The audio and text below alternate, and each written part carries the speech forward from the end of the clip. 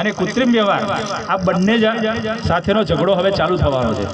તો એના માટે બચવા માટે શું આપણે કરવું જોઈએ? તો કે એના માટે બચવા માટે આપણે દાદાજીએ જે બતાવેલો રાહ, દાદાજીએ બતાવેલો જે રસ્તો, એને આપણે કઈ રીતે ફળીફૂટ કરીએ અને આપણા જીવન સંસારની અંદર આપણે કઈ રીતે બચીએ અને આદિવાસી તરીકે આપણે કઈ રીતે સાબિત થઈએ, એના માટેના ડોક્યુમેન્ટરી પેક પણ આપણી જોડે જોઈશે। તો દરેક ભાઈઓ, એક ગામની અંદર કદાચ 5 સમાજ હશે, કોઈ ગામની અંદર 1 જ સમાજ હશે, કોઈ ગામની અંદર 10 સમાજ હશે, કોઈ ગામની અંદર 15 કે 50 બી સમાજ હશે, પણ આ દરેક સમાજ જો વર્ષો જૂનો હશે તેને સંજીવની જે હમણાં જે તકતી આપણે લગાવી, એવી રીતના આપણા બચાવ માટે આપણે કોણ છે એના બચાવ માટે આપણે સંજીવની તકતી અને ગામની એક ગામ વતી આપણે એક તકતી બનાવવાની છે। જેટલો બી 5, 10, 15 સમાજ હોય એના એક સોના સ્ટેમ્પ ઉપર આપણે લખી અને કન્સિલેશન સમિતિ તેમજ દાદાનો સિક્કો મરાવી અને આરતી બેઠક કે ગમે તે કરી અને આપણે કાયદેસર રીતે હમણાં જે કર્યું એ રીતે આપણે દરેક ગામની અંદર કરવાનું છે, જેથી કરી આ જ્યુડિશરી આપણે ત્યાં આવે ત્યારે આપણે બોર્ડ જ બતાવવાનું કે આ અમે છે અને આ અમારો વ્યવહાર છે, આ અમે રૂલિંગથી ચાલતા છે। તો આપણું એક પ્રૂફ અને ડોક્યુમેન્ટરી પુરાવો આપણો એક સાબિત થશે।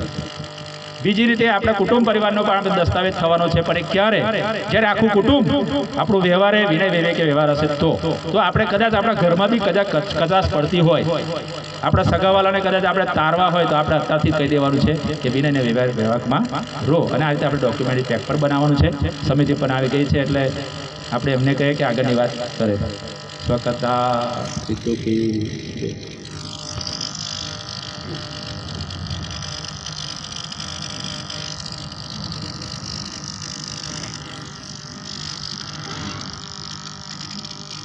સ્વકર્તા પિતૃ કી જય।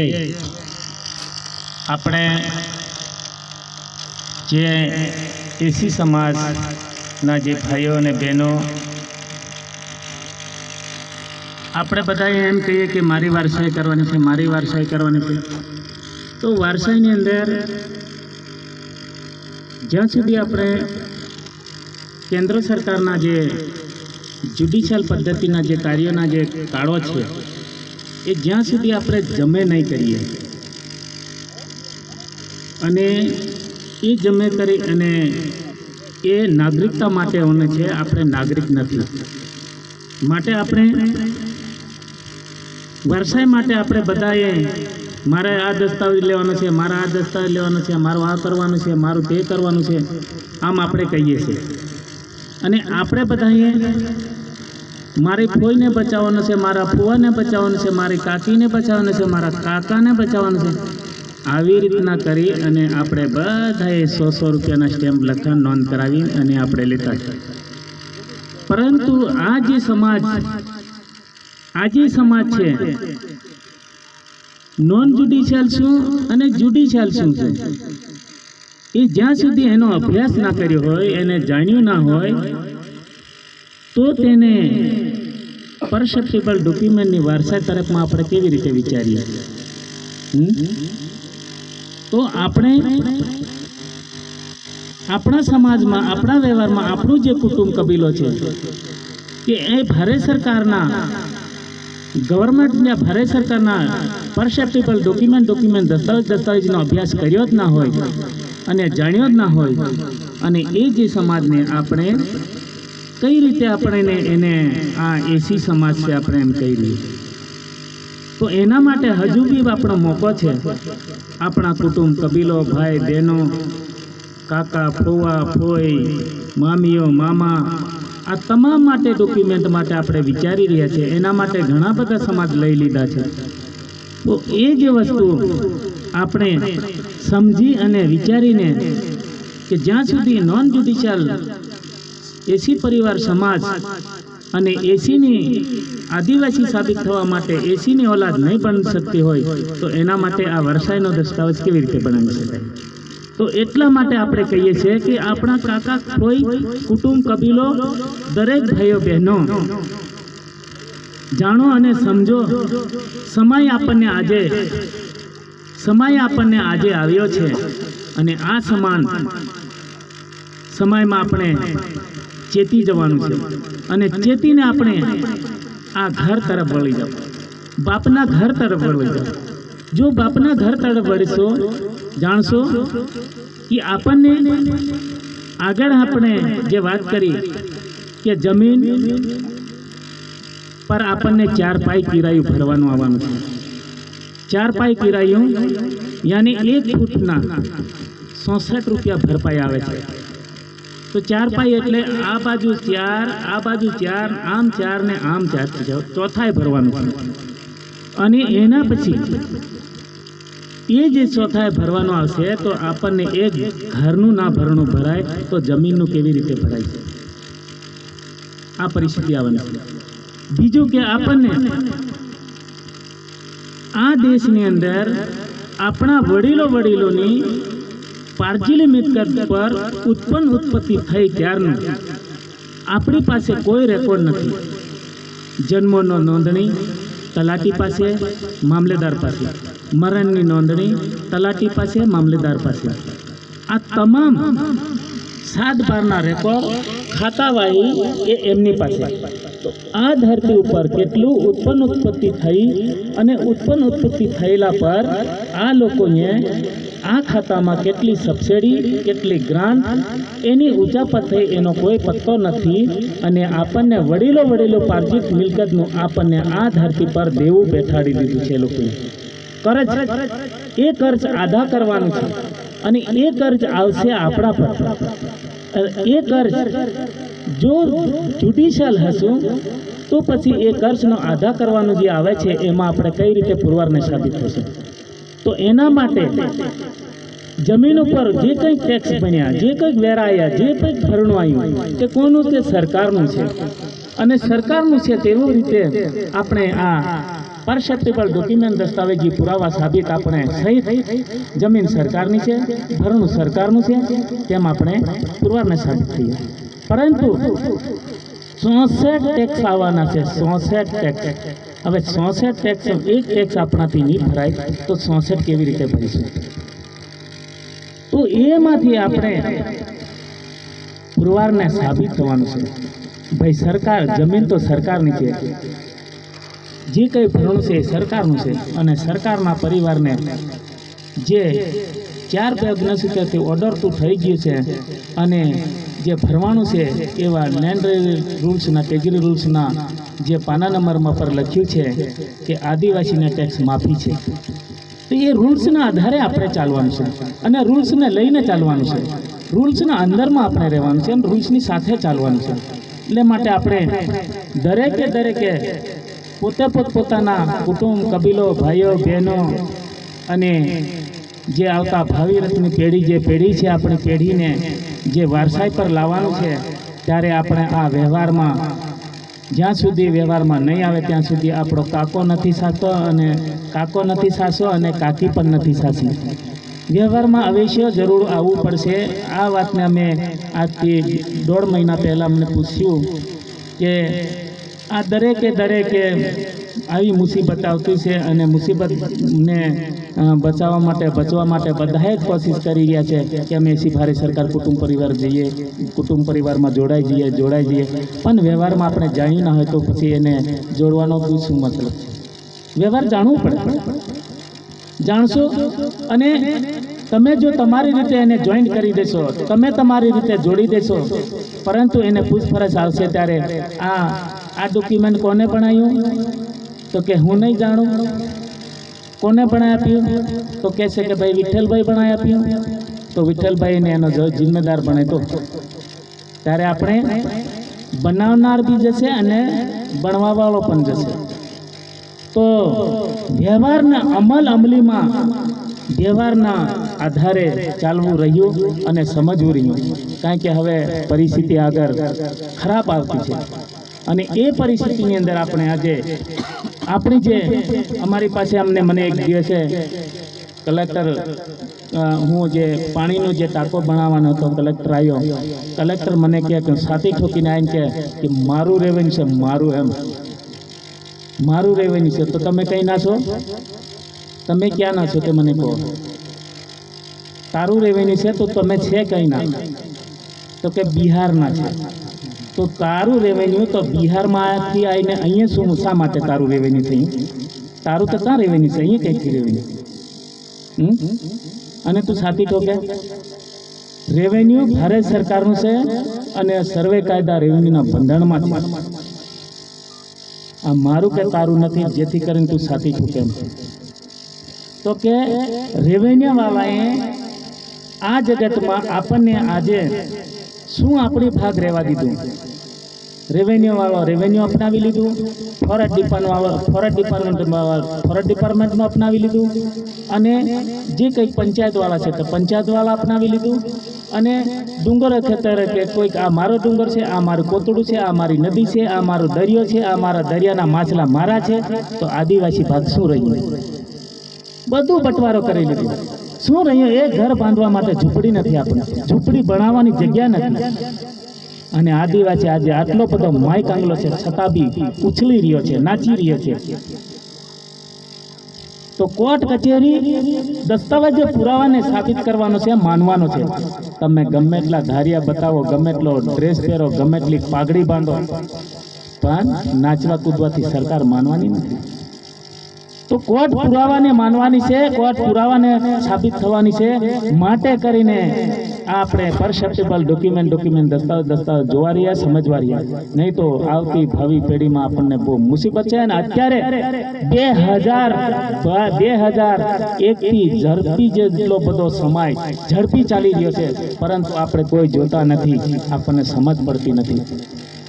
એટલે આપણે જે આગળ જે પરિસ્થિતિ આવે છે એ પરિસ્થિતિને લઈને આપણે આ જે દસ્તાવેજી પુરાવા સાથે આપણે ચાલવાનું છે.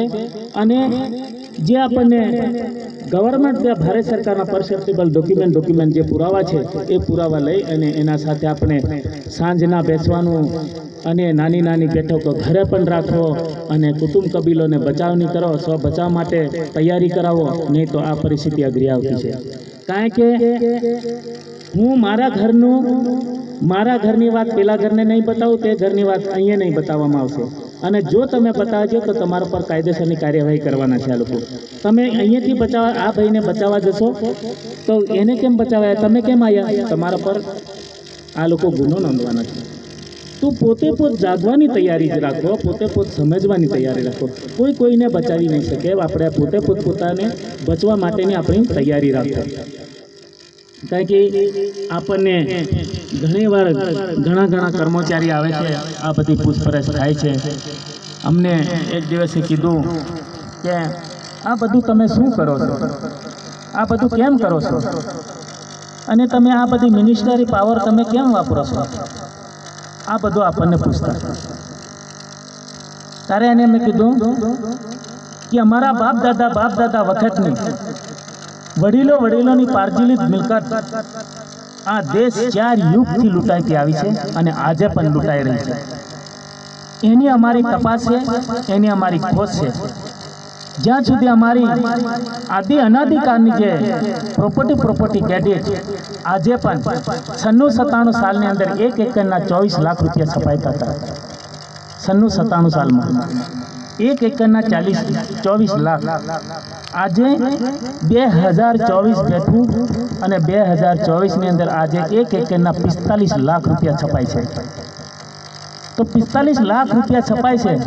તો એ આજ દિન સુધી આદિમ જાતિ આદિવાસી અનાદિકાળથી આજે ચાલતો આવી છે, એની ઉચાપત થઈ રહી છે. અને આજ દિન સુધી અમને આ મળ્યું નથી. તો કોણ ખાઈ જતો છે, ક્યાં ઉચાપત થઈ જતી છે, તેની અમારી તપાસ છે. કેમ તપાસ છે કે આ ભારત દેશની અંદર 75% આ દેશ ભારત દેશ ખેતી પ્રધાન દેશ છે. માટે અમારે તપાસ કરવાની ફરજ પડી છે અને ફરજ પાડીએ છીએ. 75% ખેતી પ્રધાન દેશ છે અને ખેતી પ્રધાનનો દેશની અંદર ખેતી વાડે આ દેશ ચાલે છે. તો અમારી જે વડીલોની પાર્જિલી મિલકત જે છપાઈ રહી છે, એ વડીલોની પાર્જિલી મિલકત છપાઈ રહી છે. 1 એકરના 45 લાખ રૂપિયા આજે પણ મળે છે. તો અમારો પૈસો ક્યાં જાય છે? ભારત સરકારની કંસાડા નીલને ખાલી બોલે છે. તો પછી આદિવાસીને આ દેશની અંદર આ ભ્રષ્ટાચાર ચાલે છે, આદિવાસીનું રક્ષણ કે ભક્ષણ, તેનો અમને ખુલાસો કરી આપો ને. શા માટે આદિવાસીને આજે 45 લાખ રૂપિયા એકરના છપાય છે, તો આજે એક આદિવાસીની જમીન ઉપર કોઈ 10 એકર ખેડે છે, કોઈ 5 એકર ખેડે છે, તો એ જે મહેનતાણું આદિવાસીને અહીંયા ઘર બેઠું મળતું હોય, તો અમારી ભાઈ બહેન માતા પિતા આ વિશ્વના શહેરમાં કાઠિયાવાડમાં આબરૂ ઇજ્જત લૂંટાવા જાય ના જાય. તો તમે જે અમારી જમીન, સરકારની જમીન, સરકારનો પૈસો, અને એ પૈસો આપણી જમીન, આપણા પૈસા, આપણે પૈસા ને આપણી જમીન, એનું જે ઉચાપત થાય છે, સાલવારીનો ઉચાપત થઈ અને આજે આ 45 લાખ રૂપિયા એકરના છપાઈને આવે છે, અને એ પૈસા ક્યાં જાય છે? તો કે શિક્ષણ ખાતામાં જાય, આરોગ્ય ખાતામાં જાય, પોલીસ ખાતામાં જાય, મિલિટરી ખાતામાં જાય. આ તમામ 852 ખાતાના ડિપાર્ટમેન્ટમાં આ પૈસો બટાઈ રહ્યો છે.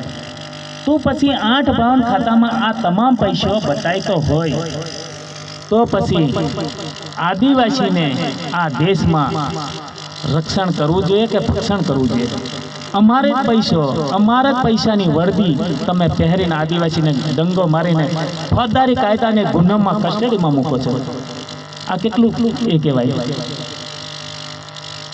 એની અમારી તપાસ છે, ખોજ છે, અમારી જાણવું છે, અમારે સમજવું છે કે આદિવાસી ભાઈઓને આજે 5,000ની નોટિસ ફટકારીએ, 5-10 હજાર માટે એક ભાઈને કસ્ટડીમાં મૂકતા છો, તો આ કાયદો ક્યાંથી લાવી? એનો ખુલાસો થવો ઘટે. અમે તમારી સાથે રગડો ઝઘડો કરવા માંગતા નથી. તો આદિવાસી કેમ ચૂપ છે? આજે આદિવાસી જાગી જાય, ચલો ભાઈ 1 એકરના 45 લાખ રૂપિયા આજે છપાઈ રહ્યા છે, તમે અહીંયા હાજર કરો, તો તમારો અહીંયા જિલ્લો કે તાલુકો રહેવાનો તમારી મુસીબત પડી જાય. આ જાગતા નથી ને. ઉત્પત્તિ કેટી વડીલોની પાર્થિવ મિલકત ઉપર આજ દિન સુધી આપણે ખાધું અને ખવડાયું, વિશ્વ જગતને જીવડાયું, અને આજે આદિવાસી ભાઈઓને કોઈ કદર નથી. કૂતરા બલાડાની માફક આપણને આજે કસડીને આપણને કંઈક ને કંઈક મારવાના પ્રયત્નો ચાલી રહ્યા છે. દવા, દારૂ, હરેક વ્યસનમાં ફેશનમાં કરી દીધા. અને આપણા વાળા આટલું બધું વ્યસન ફેશન, ખાધું પીધું, નાચ કૂદ ગાવ. તો વડીલો કોઈ પણ લગ્ન પ્રસંગ કરે ત્યારે આપણને દાદાએ જે આપણે નાચવાનો પીડિયેલ હતો એ 94ની સાલને કાઢી નાખ્યો. ઢોલ, વાજિંત્રા, ગાજિંત્રા આ તમામ પીડિયેલ પતી ગયા છે. હવે નાચવાનું રહ્યું નથી, છતાં બી આપણા વાળા નાચતા છે. નાચી કૂદીને હજુ વારસાઈ તત્વો કરાવતા છે.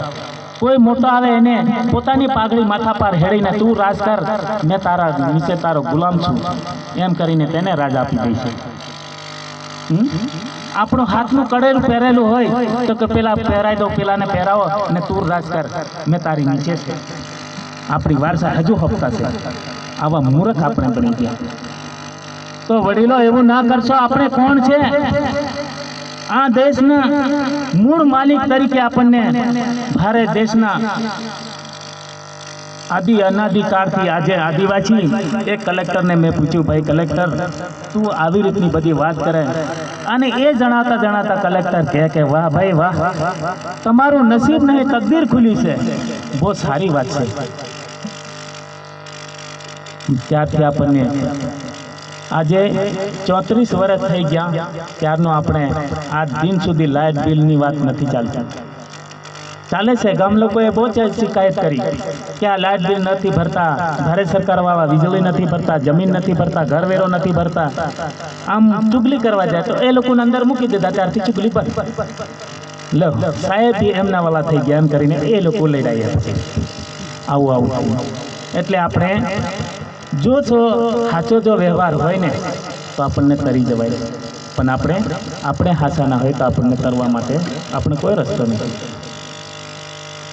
એટલે આપણે દરેક બાબતમાં તમે તો એમની પાસે હિસાબ માંગો, જિલ્લા ટેજરી, તાલુકા ટેજરી, એની અંદર હિસાબ માંગો પ્રોપર્ટી ક્રેડિટનો, ત્યારે એના બોલવાના મોડા બંધ થઈ જાય છે. પણ આપણે બોલી નથી શકતા. માંગો વડીલોની પાર્થિવની મિલકતને પ્રોપર્ટી ક્રેડિટ આપણે આ ઉચાપત થઈ રહી છે, આજ દિન સુધી મળતી નથી. આટલી ક્રેડિટ ઉચાપત થાય છે છતાં બી આપણી પાસે જમીનનો વેરો, ફલાણાનો વેરો. ગુજરાતના વાહન વ્યવહાર કમિશનરે ગુજરાતની જનતાને શા માટે ફી એની મુસાફરી કરવા માટે શા માટે પછો છોડી?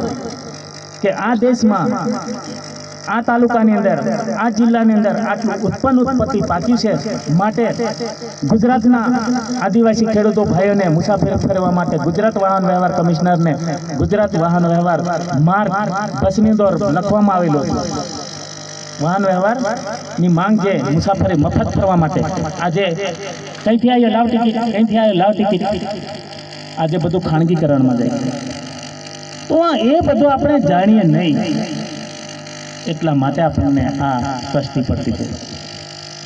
સાયકલથી માંડીને વિમાન સુધી આ દેશના આદિવાસી ભાઈઓને ટેક્સ ફ્રી ફરવા માટે એના રસ્તા થયા છે. પણ આપણે હાથે કરીને આ સરકારનું છે એટલે આપવું પડે, આ સરકારનું છે એટલે આપવું પડે. આપણે એવો નયા નથી પાડતા, સરકારનું છે આપવાનું જ છે, પરંતુ એની સામે કોણ સરકાર છે તે પણ જોવું રહ્યું. એટલે આપણે દરેક ભાઈઓને, અમે તે વર્ષે 97 સાલની અંદર બસ મેનેજરને બધાને અમે સિગ્નેચર કરાવી, ત્યારે અમને છોટાઉદેપુર, ડભોઈ અને વડોદરા જમીન મુક્તિ બાબતમાં અમને રેકોર્ડ આપેલો. ત્યારે આના ખુલાસો થઈ ગયેલા, પણ ઓરિજિનલ સ્ટેમ્પ આપણી પાસે નથી મળ્યો, એટલે થોડોક અમે અચકાઈ ગયા.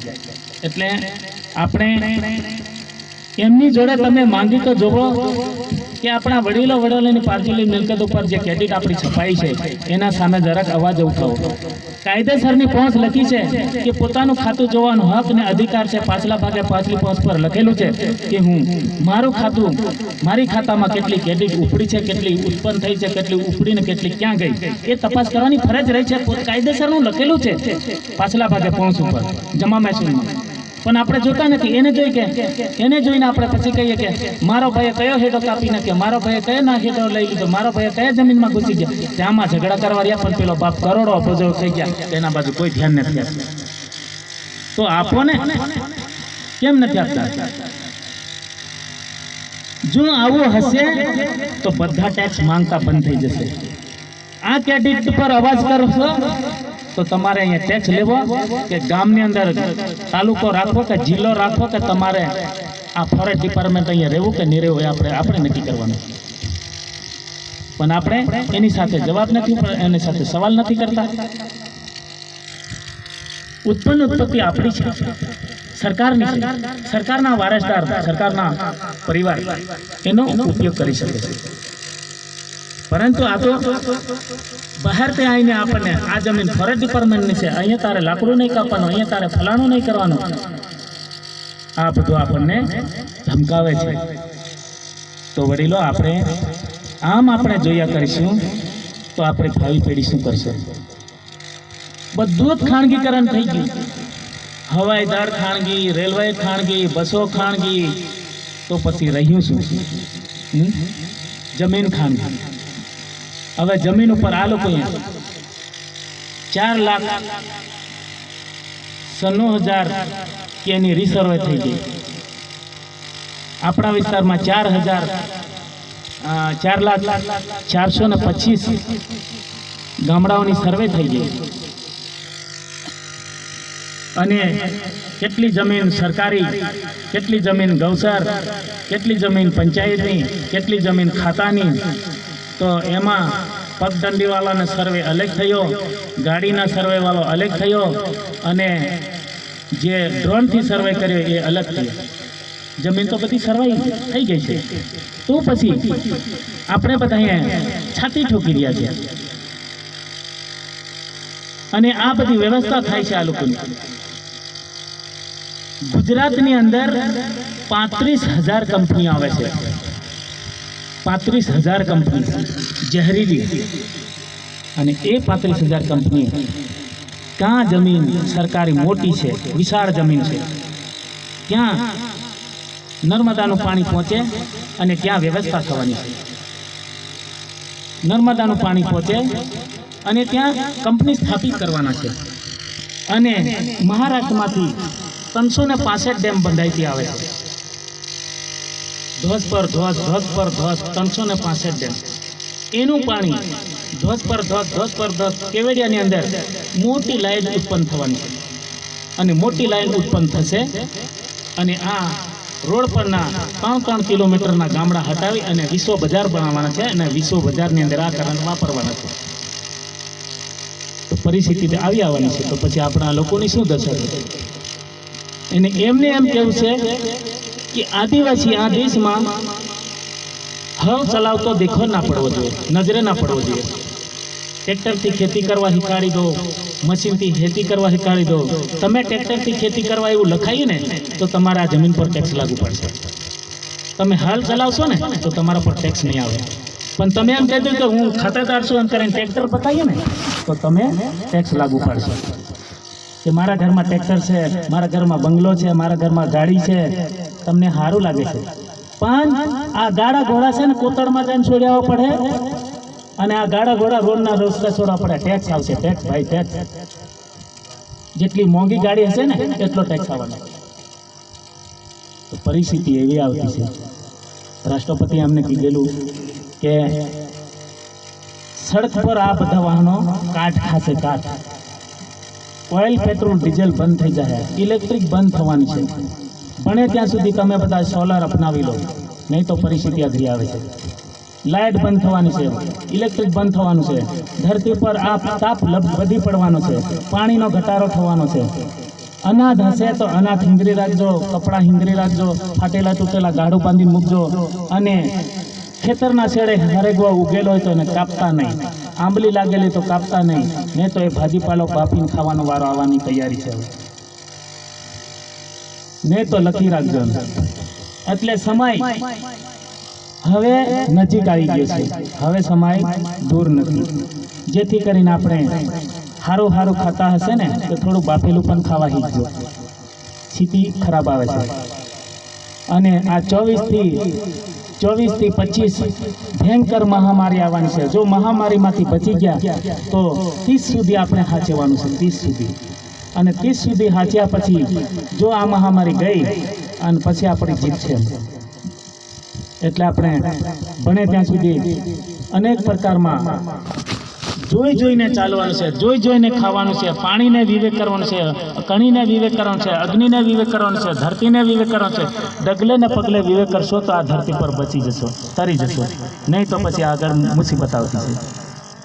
ને દવાખાના કરો, ગમે તે કાંઈ કરો, આપણાથી બને એટલી કોશિશ કરો. બાકીની આપણને સ્વ બચાવ માટે દવા અપનાવો, જડીબુટ્ટીની દવા અપનાવો, નહીં તો આગળ રસ્તો ખરાબ આવે છે. કારણ કે આપણા બાજુ બહુ ભયંકર ચાલુ થઈ ગયું છે અને બધી જગ્યા પર નોટિસો પણ આવવાની તૈયારી થઈ ગઈ છે. અને તમે બધા એમ કહો છો કે આ જમીન ઉપર મને કોઈ નહીં કાઢે, કઈ સરકાર આવશે એમ તમારે કેવું છે.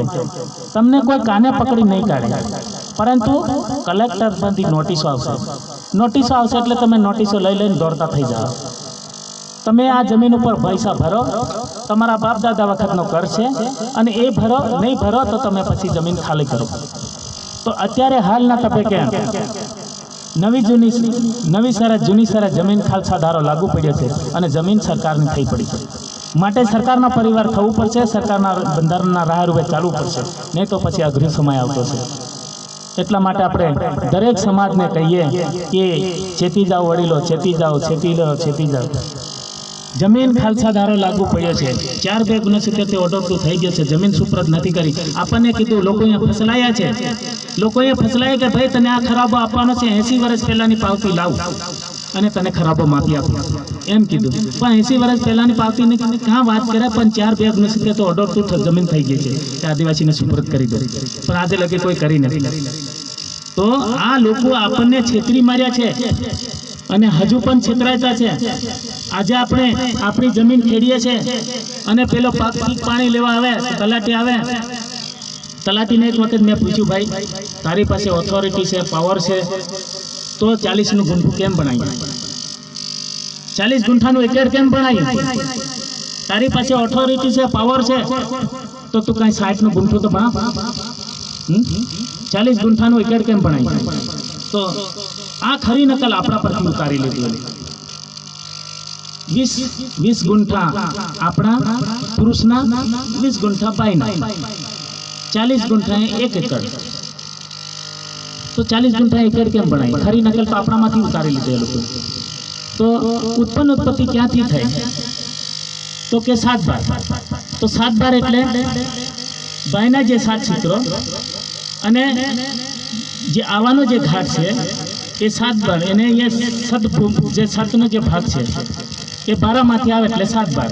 ઉત્પત્તિ અહીંયાથી આવે એને એના પરથી 7 બારની નકલ એના પર પડી છે અને 8 બની નકલ પુરુષ પર પાડી છે. તો આવી રીતે આપણને આ લોકોએ છેતરી માર્યા છે. હવે આપણે ટ્રેક્ટર લઈએ, ગ્રાન્ટ લઈએ, કાંઈ બી લઈએ તો આપણી માં પણ ગેરવા મુકાઈ જાય અને આ જમીન પણ ગેરવા મુકાઈ જાય. એ બધું જ મુકાઈ જાય, આપણું રહેતું કંઈ નથી. તો આવી રીતે આપણને છેતરેલા છે વડીલો. આ દુનિયા અંધા કાનૂનની દુનિયા ચાલી રહી છે અને હાચાનું જૂઠું, જૂઠાનું હાચું ચલાવે છે. કોઈની તાકાત નથી કે આપણને આ અવાજને દબાઈ શકે. જો ચોરી કરતો હોય, ચોર ભણતો હોય, ચોરી કરતો હોય તો પછી આને રોકટોક કરવા તો આવી જવું ખબર પડે. કેમ નથી? કે પોતે ગુનેગાર છે, ઠગાઈ કરે છે, માટે આપણને રોકવાની એની તાકાત નથી. આપણે એની સામે અવાજ ઉઠાવવાની તૈયારી છે, બોલવાનું છે. 99 વર્ષના પટા લીઝ એગ્રીમેન્ટ છે નષ્ટ થઈ ગયા અને આદિવાસીને આ દિન સુધી હજુ પણ ધમકાવવાની તમારી પાસે કોઈ અહીંયા સમય નથી અને અધિકાર પણ નથી. આઈ પ્રોમિસ ટુ બેરર. હવે તમારો વારો પૂરો થઈ ગયો છે, છતાં બી આપણને આદિવાસીને ધમકાવે છે અને આપણા વાળા હજુ પણ જીએ છે. આટલું બધું મોટું હથિયાર છે, હથિયારનો અભ્યાસ કરીને એની સામે આપણે બોલવાનું છે. તારા બાપને તો તું આપી દે, મારા બાપને તો મેં આપી દઉં. એનો રગડો ઝઘડો છે જ નથી. એટલે આપણે બોલવા શીખો, સમજો અને બચાવો. દેશને, દેહીને બચાવો. દાદા એના માટે આપણને તૈયાર કર્યા છે. બાપાએ, માલિકે આ જિંદગી આપી છે અને એ જ જિંદગી આપેલીમાં આ માલિકનું કામ આ જિંદગી નહીં કરે કે તો આ જિંદગી ખરાબી છે આપણી. એક બાપે એક દીકરો પેદા કરે અને એ દીકરો મા બાપને મહેનત મજૂરી કરી નહીં ખવડાવે તો પછી એ દીકરો પણ નકામો છે. એટલે આપણે ચાલવાની તૈયારી રાખો. સમય આવી ગયો છે અને સમય એડે વેડે વાપરવાનો નથી અને સમય અત્યારે આપણે બરબાદ નથી કરવાનો. સમયની કદર કરીને ચાલવાનું છે. કે આપણને આજે અત્યારે નાની નાની બાબતમાં અમે જે અહીંયા યાદી લઈ રહ્યા છે, લાયકના પ્રશ્નો હોય, જમીનના પ્રશ્નો હોય, કોઈ લોન ગ્રાન્ટના પ્રશ્નો હોય, એના માટે શા માટે યાદી લઈએ? કે નાનકડી બાબતમાં એક આપણને કસ્ટડીમાં મૂકી અને આ સમાજને તોડવાનું કામ કરે છે. તો આપણે જે સમાજ છે એ સમાજ સમજી જાઓ, જાગી જાઓ, જેથી કરીને ઉપલા અને તાલુકા જિલ્લાની કાર્યવાહી દિલ્હી સુધી અને કાર્યવાહી આપણે લેવાની. એટલા માટે આ શનિવારે દર શનિવારે અમે સમાજ પાસે કેટલો સમાજ એસી ભારત સરકાર સમાજ વિશ્વ પ્રસિદ્ધિની જે તકતી લગાવે છે અને કેટલો સમાજ કયા કયા એરિયામાં છે, કયા કયા ડિપ્લોમા છે તેની અમારી નોંધ ચાલુ છે અને ચાલુ રહેશે. અને આપણે સૌ સમાજ આ નોંધ આપી અને એસી ભારત સરકાર જે કુટુંબ પરિવાર તરીકે આપણો જે ડોક્યુમેન્ટ થશે અને એને વારસાઈ પર ચાલવા માટેની તૈયારી કરો. નહીં તો આપણને આ દેશમાં કોઈ બચાવ નથી. નહીં જુડીશિયલ સરકાર કોઈએ બચાવવાની નથી અને જુડીશિયલ સરકારે કર્જમાં પડેલી છે એ કર્જ આધા કરવાનું છે. હવે એ કર્જ આધા કરવાનું વચન એ લોકોએ પ્રોમિસ કરેલું છે. હવે પ્રોમિસ આપીને એ લોકોને પોતે પોતાના માદરે વતન જવાની તૈયારી ચાલુ કરવી પડે, ચાલુ રહેશે તેવી એ લોકોની તૈયારી છે. એટલે આ બધા તૈયારી કરતા છે, પરંતુ આપણા વાળાએ નાચી કૂદીને હજુ મનાવે છે કે ઇલેક્શન કરો, રાજ કરો, અમે તમારા નીચે છે. આ આપણા વલાએ ઠરાવ કરતા છે, પણ ઠરાવ હવે કામ લાગવાના નથી. ગમે તેવું કરો હવે કંઈ કામ લાગવાનું નથી. એટલા માટે આપણે વારસાઈ તરફમાં આવો અને વારસાઈ તરફમાં ચાલવા માટેની આપણી જિજ્ઞાસા રાખો અને ગર્વ હોવો જોઈએ કે આપણને 80 વર્ષ કે શ્રીસિંહ દાદાએ 7, 17, 18 વખત ફાંસીની સજા લગાવી, 18 વખત જેલ પડી, 18 વખત આપણને વિશ્વ જગતને આ ઝેર ખવડાયું, વીજળીનો કરંટ લગાવ્યો. આદિવાસી માટે દાદાએ એટલો બધો દુઃખ ભોગ વેઠી લીધો અને આદિવાસી હજુ જાગવાની કોઈ તૈયારી નથી. તો જાગો વડીલો. જે તે સમયમાં દાદાને ઘરે જવા માટે 1800 પોલીસ લાગી જતી હતી. આજે આપણને અહીંયા દેશ સરકારની વાત કરીએ છીએ, કેટલું પ્રગતિમાં છે. કોઈની તાકાત નથી કે આપણને જેલ ભેગા કરે, પણ આપણે આટલું બધું વિચારીને આપણે માઈક આંગલા થઈ જઈએ તો પછી આપણને આવતી ભાવિ પેઢીની પાસે દશા કેવી આવશે? ફોરેસ્ટ ડિપાર્ટમેન્ટ નહીં ગાંઠે, આ નહીં ગાંઠે, તે નહીં ગાંઠે. સાબિત કરો, તારા બાપને તું પુરવાર થા ને.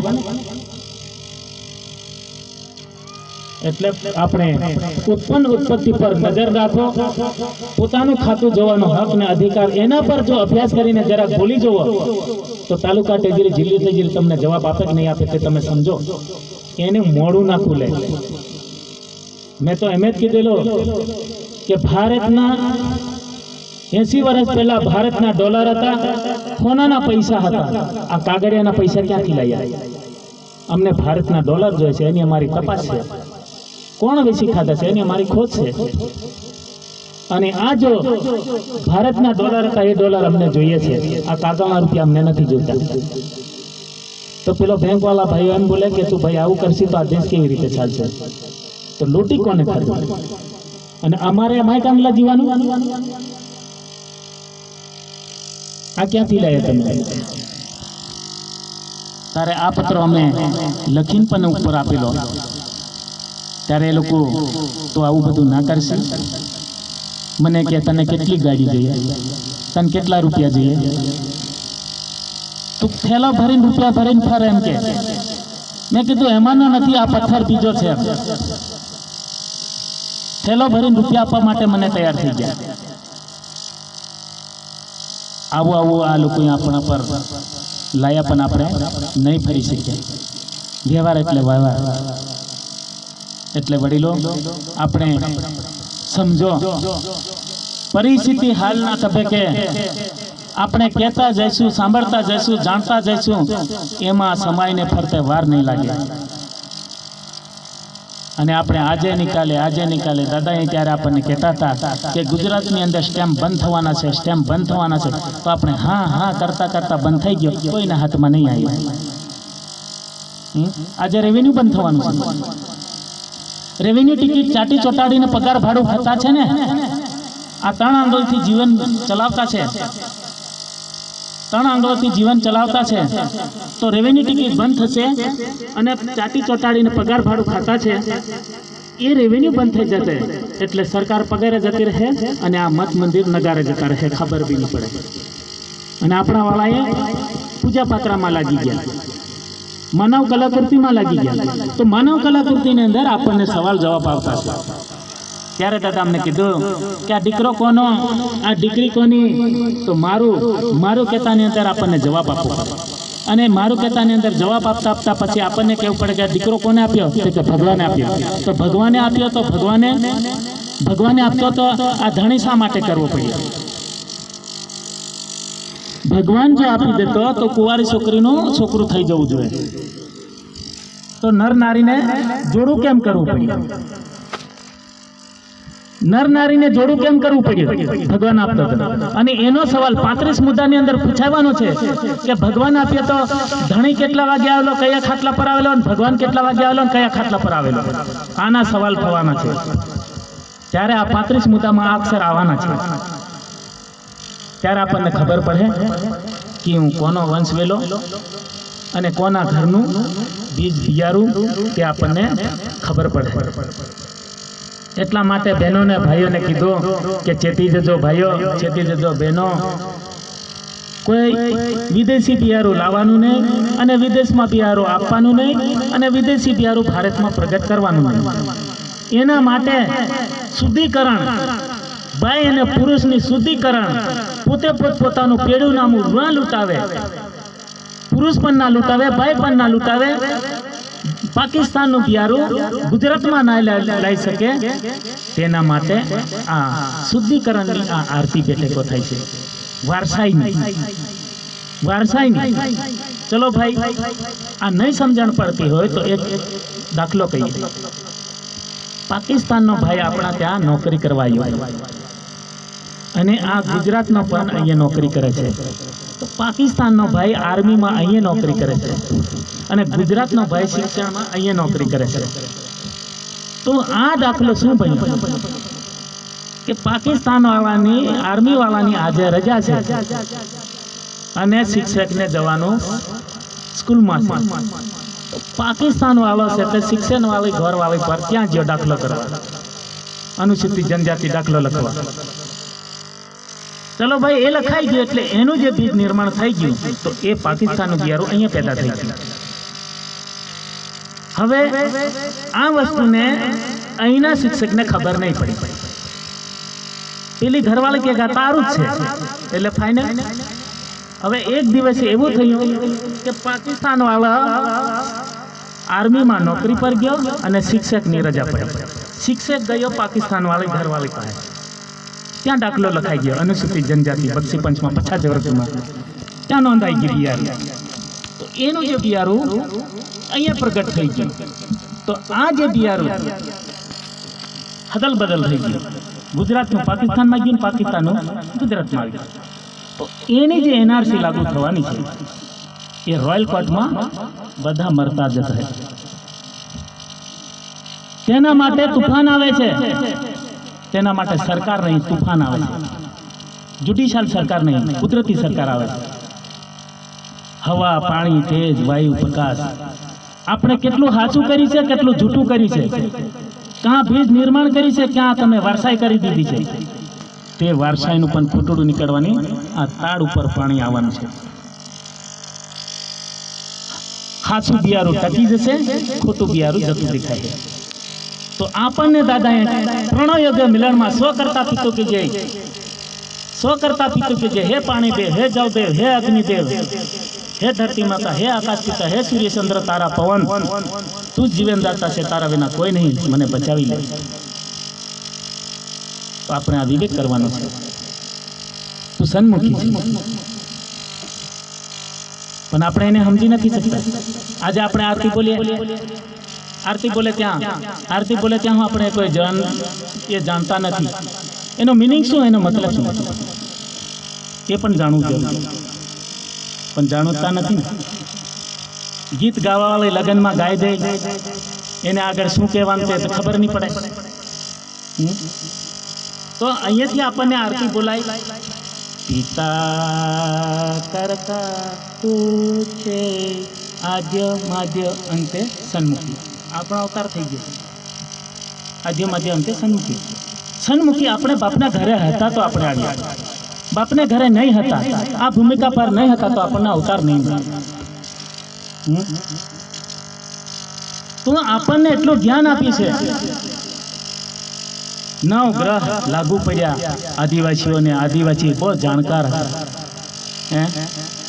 તો આદિવાસી 9 ગ્રહ જે આપણા જે વાર છે, આ જે સ્થાન છે આ સોમ છે. સોમ, મંગળ, બુધ, ગુરુ, આ ગુરુ છે અને આ શુક્ર છે, આ શનિ છે, અને આ પાછળનો ભાગ રહી છે. આ અઠવાડિયું આપણું પૂરું. તો એના અવયવના, એના મુદ્રાનો, એ જે મુદ્રા છે એ મુદ્રાનો માલિક એ શ્રી કુંવર કેસરી સિંહ દાદા. અને એ જે મુદ્રા દાદા એ પૂછતા હતા કે કાંઈ કામ લાગ્યો, આંખ, નાક, ગુદા, લિંગ, કાન, જે મુદ્રા દાદા અહીંયા આપ્યા. તો કયો ડોક્યુમેન્ટને પ્રૂફને સાબિત બીજ નિર્માણ કરવા માટે કયો ડોક્યુમેન્ટ, કયો તાકાત કરી, કયા પગે તાકાત આવીને બીજ નિર્માણ કરી, મારું ડોક્યુમેન્ટ શું કામ કર્યું?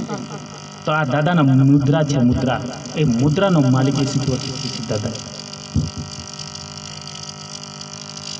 સંસારના સાગરમાં જાય તો સંસારના સાગરમાં જઈએ ત્યારે આપણે સર્વિસ કરે, પુરુષાર્થ કરે અને પરસેપ્ટેબલ ડોક્યુમેન્ટ, પ્રત્યક્ષ પુરાવો દીકરો યા દીકરી લાવવા માટે આ ડોક્યુમેન્ટની જરૂર પડી. આ ડોક્યુમેન્ટ અને એ ડોક્યુમેન્ટ જરૂર પડી અને એ ડોક્યુમેન્ટથી ડોક્યુમેન્ટ પડી છે. એટલા માટે દાદા આપણને પૂછ્યા, પણ આપણે આ ડોક્યુમેન્ટ શું છે તે ડોક્યુમેન્ટ પુરવાને સાબિત કરવાનું છે. આ ડોક્યુમેન્ટ છે તો આ પણ દસ્તાવેજ છે, આ વિશ્વ છે તો આ પણ વિશ્વમાં બને છે. એટલે પુરવારને સાબિત થવાનું છે. એટલા માટે ભાઈઓ બહેનો, કોઈ આપણને એડે વેડે જીવ નથી ભણાયો. સર્જનહાર પિતા બાપે આપણે બાપના ઘરના છે માટે આપણને આ તેડી કટાસવાણ ભૂમિ પર આપણને કંચી વણીને મૂકી દીધા છે. તો એની આપણી શાંતિપૂર્વક આપણને આ વ્યવહારે ચાલવાનું રહ્યું. નહીં તો આપણે આ જે વ્યવહાર જાણીને આપણે નીકળી ગયા તો આપણને આવતી ભાવિ પેઢી આવતો જે સમય છે એ સમયમાં આપણને બહુ કઠણ સમય આવે છે. આપણે લુગડા ચિત્રા બળીને આ ધરતી પર બળીને ભસ્મ થવાની તૈયારી છે. 7 વર્ષનો દુષ્કાળ આવવાનો છે. 7 વર્ષનો દુષ્કાળમાં અંદર પાણી દુષ્કાળ પણ, કોરો દુષ્કાળ પણ. જો આ જગત આફતમાં જો આવવાનું છે અને આફત આવવાનું છે અને કુદરતે આ વિનાશ થવાની તૈયારી છે. આ ધરતી પરનું એક ઝાડ પણ નહીં રહે છે કે આ પરિસ્થિતિ આવવાની છે. બાર ગાવે એક દીવો જલશે, આવી પરિસ્થિતિ આવે છે.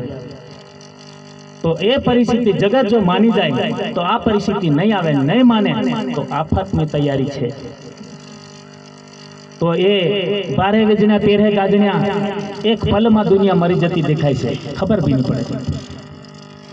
આ પરિસ્થિતિ તૈયારી છે. હવે એને મોટી નજરે જોવે તો નહીં ખબર પડે, જેની નજરે જોવાનું છે કે દેશની અંદર, દુનિયાની અંદર કેવું કર્તવ્ય આવી રહી છે.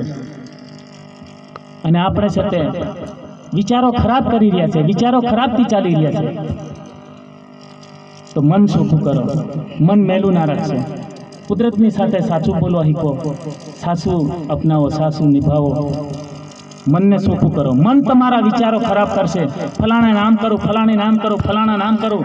ઓ જો મગજમાં હશે તો મનના આપણે પાપ લે. તમે ભલે નહીં કરતા છો, ઉકળી મોકળી મારી દેવા પાપ નહીં, પણ મન જો પાપીલું હશે તો કર્તવ્ય ખરાબ થશે. તો દેશમાં રહેવો તો ટકો, નહીં તો પછી આ અઘરું પડશે. એટલા માટે સાચું બોલો વડીલો, સમજો, વિચારો અને હર હંમેશના માટે ડગલે ને પગલે રાતે ઊંઘો.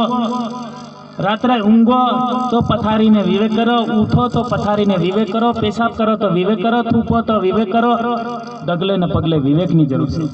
અને વિવેક કરો તો ચારે જગ્યા પર વિવેક કરવાનું. સવારમાં નાહી ધોઈને ફ્રેશ થઈને સૂર્ય પિતાનું દર્શન કરો. દર્શન કર્યા પછી આ બાજુ પણ કરવાનું, આ બાજુ પણ કરવાનું, આ બાજુ પણ કરવાનું. આ 26,000 કિલોમીટરની દિશા છે. 20,000 કિલોમીટર સૂર્ય ડૂબે છે. 18,000 કિલોમીટર આ દિશા છે, 18,000 કિલોમીટર આ દિશા. અને આપણને આ જગતમાં બધા બ્રાહ્મણ આવીને આપણને ભૂલાવી દીધા.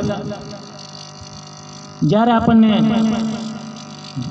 મનુષ્ય માનવ અવતાર ધારણ કરવો હોય તો આજ લગી આપણા વડીલોને અગ્નિ સંસ્કાર જે થયા છે, આમ માથું કરીને અગ્નિ સંસ્કાર કરી આજ દિન સુધી પાછા આવ્યા નથી. દાદાએ અમને તે વખત પણ કીધેલું કે આમ બાજુ માથું કરીને અગ્નિ સંસ્કાર કરે તો એ પાછા આવતા જ નથી.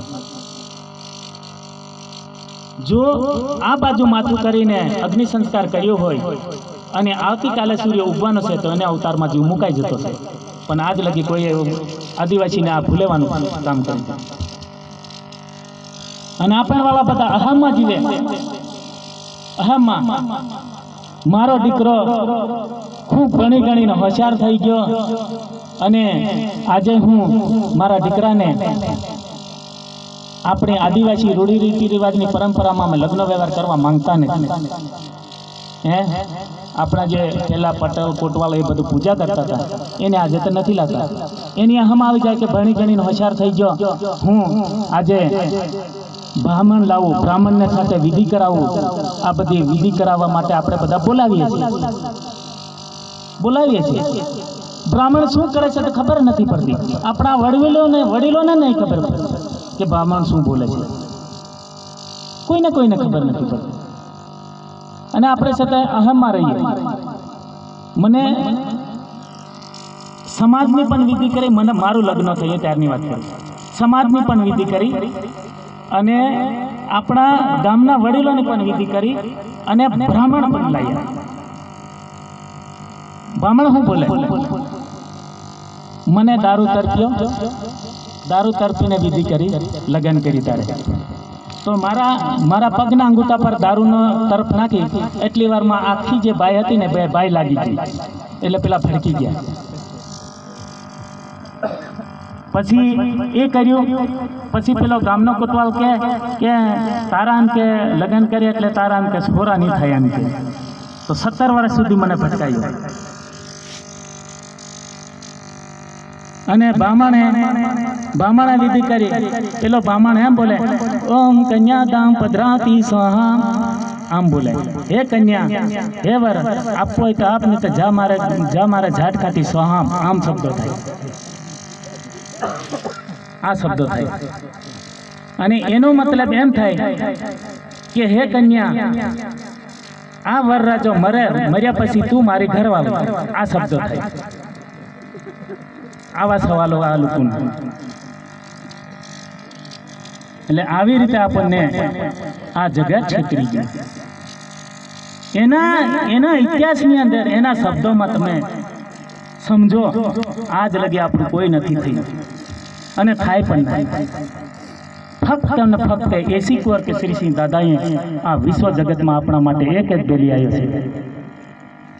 એ ના ઝૂકે ના, એ રાજાના રાજા, શહેનશાહના શહેનશાહ, બાદશાહના બાદશાહ, દેવોના દેવ, દેવાદી દેવ, સરકારના સરકાર. એ દાદાએ વિશ્વની અંદર એક first lord of the is recovering all parts વિશ્વ ભાગે આવરી લીધો પુરુષ આ જગતમાં જન્મી આવ્યો છે. અને જન્મીને આપણને અહીંયા આ બેઠા કર્યા છે. 750 રજવાડા ખાલસા થઈ ગયા. આજે પણ ખાલસા ધારો લાગુ થઈ ગયો છે. અને આપણને આજે 17,28,000 વર્ષ પહેલા મચ્છ ભગવાન, કચ્છ ભગવાન, આ બધા ભગવાનો આવ્યા ત્યારે સોના ચાંદીના પૈસા ચાલતા હતા. આજે ક્યાં ચાલે છે? કળિયુગ આવી ગયું. કળિયુગના જે તે સમયમાં, સતયુગના સમયમાં 5,000 વર્ષ પહેલાના એક ઘઉંનો દાણો 5 કિલોનું વજન. આજે છે આટલો થઈ ગયો દાણો.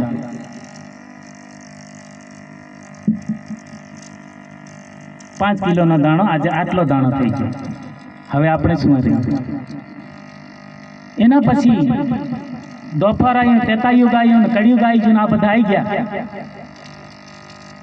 17,28,000 વાળા પેલા સોના ચાંદીના પૈસા ચાલ્યા. ચાંદી આવી ગઈ, પછી પિત્તળ આવી ગયું, પિત્તળ પછી કાહ આવી ગયું, એલ્યુમિનિયમ આવી ગયું. હવે પતરાની વારસાઈ પૂરી. કાગળના પૈસા ઘરમાં આવી ગયા, વારસાઈ પૂરી. કાગળ ફાટો ફેંકો, ઘરમાં વાસણ ફેંકો. અને આપણે પણ 99 વર્ષના પટ્ટાએ 9 મહિના 10મે દિવસે આપણો 9 મહિના 10 દિવસમાં આપણા પેટમાંથી અવતાર ધારણ કરે. 99 વર્ષના પટ્ટા આપણા બી પૂરા. કામ પૂરું થઈ ગયું. હવે તો તેને તાજી કરવા માટે, તેનું રેવન્યુ કરી અને એસી કુંવર કેસરીસિંહ દાદાએ આપણે મહેનત કરીને આપણને આ વિશ્વ જગતમાં ઊભા કરી. તો હવે આપણે ચાલવું રહીએ, સમજવું રહીએ.